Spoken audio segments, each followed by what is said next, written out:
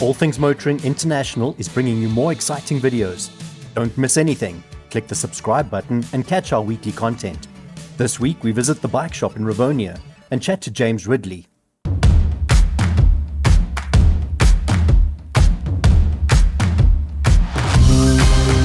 All Things Motoring, our name says it all. Bike Shop Rivonia, their name truly says it all. We are at the incredible, standout, world-class facility. We have the pleasure of speaking to James Ridley, the owner. James, looking around, this truly is a world-class facility. Tell us a little bit about it. We're loving it. We recently moved in here. January this year, if I'm correct? January, yeah, the 5th. We've got 20 years of experience working for some of the best dealerships, and we finally got to build one of our own from scratch. We are loving it, having loads of fun, as you can see on this busy Saturday. So we've been here for over an hour now. At any given time, there's 60, 70, 80 people around interested in buying roughly 350 bikes on the floor? Somewhere around there, yeah, close to that, and the rest are downstairs, but we carry anywhere up to 500, 550 between our two stores, so we try to have something for everyone. That is incredible. Now you say two stores, Bike Shop Rivonia, where we are today, has got a sibling. It does, in Boksburg. 40 Northrand Road, very similar setup, similar value proposition, again trying to just appeal to this incredible, exciting industry that we're in. Now you talk about the industry that we're in. It's always been my perception that the biking community is relatively small. I think I'm totally wrong. I mean, there are thousands upon thousands of bikers. More. So I think we all just go by what we maybe see on the roads, but if you look at the e-Natus reports, registrations, as we know them as, there are so many more motorcycles out there than any of us could ever imagine. Thousands, tens of thousands that change hands a year. So it's an amazing market. It's a beautiful market. It's an enthusiastic market, and it's a privilege for us to be part of it. So something that's always intrigued me, when we think of Asia, Vietnam, you always see people on a motorbike, families 6, 7 on a 2-seater motorbike. In South Africa, the typical motorcyclist during the week is he using it to commute to work, and the reason saving fuel, quicker in traffic, what would it be? The commercial market's massive in this country. That's one of our fastest growing markets. Not something we've put much focus into. We're about the sort of the leisure side of it. So our customers, they do commute. It's a smaller part of the market. It's more of a luxury item that they occasionally enjoy the trip to work because they want to go on their bike. They don't have to. But there are people that do commute, certainly.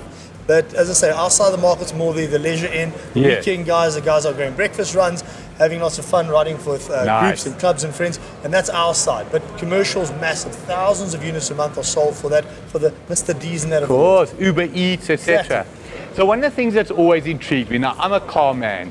In cars, you get different brands, obviously, but your Italian is your supercar, your German is your luxury, your Japanese, Chinese, and Korean is your entry level. When we talk about that in bikes, is it the same? You've got your Honda, your Suzuki, your Kawasaki, your mainstream, and then you've got your Ducatis, your Triumphs. What is it?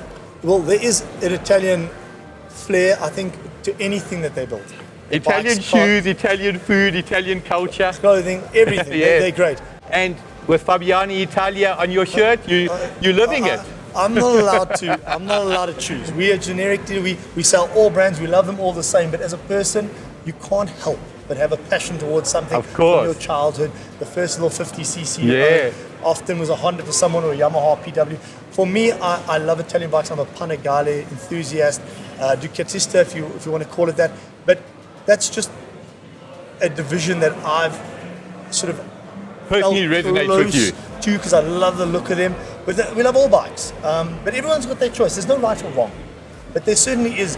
The super bikes that are Italian tend to be a bit more pricey, like the cars, like the clothing, like everything, the watches. There's so many things that happen with the Italians when it comes to beauty, but the Germans, also known for their precision, their performance, there's no right or wrong.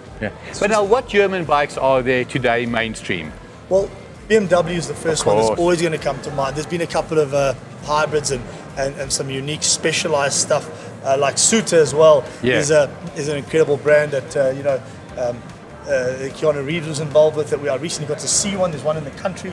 So there's a lot more that we don't even know about in our country. But BMW is the big German guy when it comes to cars too. And they're sort of the market leader on the top end 1000cc range of motorcycles. They sell the most. the GS being the best-selling 1000cc plus motorcycle in the world. Now, all the viewers know when it comes to cars, I'm an Audi fan. Shout out to Audi South Africa. Where's the motorbikes, guys? In fact, shout out to Audi Germany. Where are the motorbikes? Well, actually, further to that, Mike, I want to make your day. So, Audi, VW. I know where this is going. VW owns Ducati internationally, so that's exciting.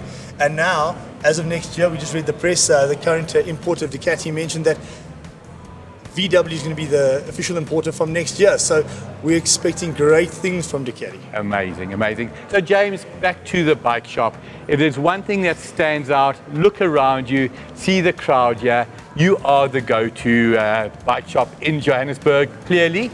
Somebody wants to get a hold of Bike Shop, bikeshop.co.za. How do we get a hold of you? Well, 011 918 6666. You can phone us on 7777 for our Boksburg branch. All right. Otherwise, on our website, you can WhatsApp us, you can email us. There's a million ways to get in contact, or just come visit us. As you see, Saturday's a vibe. We've got coffee, Cokes, Red Bulls. We cater for our customers, and we love spending time with them. So come and join us and make a decision for yourself. I don't know if we're the go-to guys.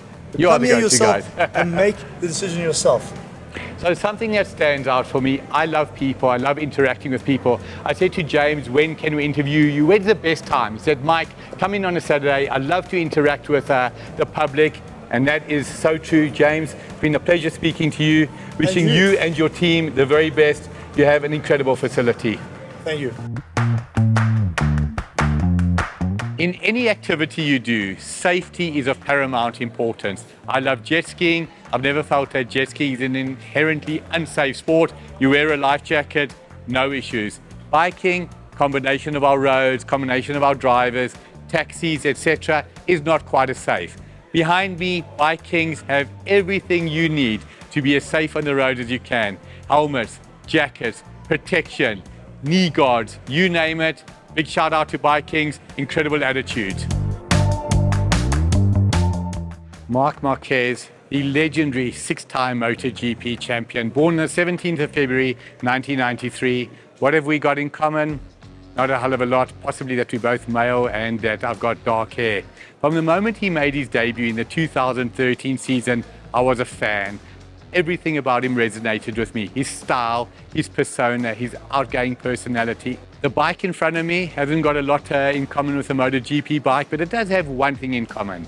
For the last 10 years, Marc rode the Repsol Honda, resplendent in this incredible livery.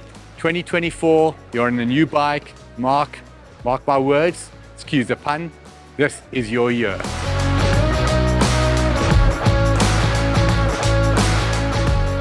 James and myself touched on it in our interview. If it's Italian, you aspire to it. Cars, Lamborghini, Ferrari, Maserati, you name it. Let's talk bikes. Everything about the Ducati brand is standout. From the name to even their valve timing system. Think about it, valve timing. That doesn't sound authentic, but they call it desmodromic valves. Then the color. Red, made famous by Ferrari. But an interesting fun fact, and I'm only going to give you 5 seconds. The reason I'm only going to give you 5 seconds is if I give you 15, you're going to go Google it. Why is Ferrari red? Why was the British teams green?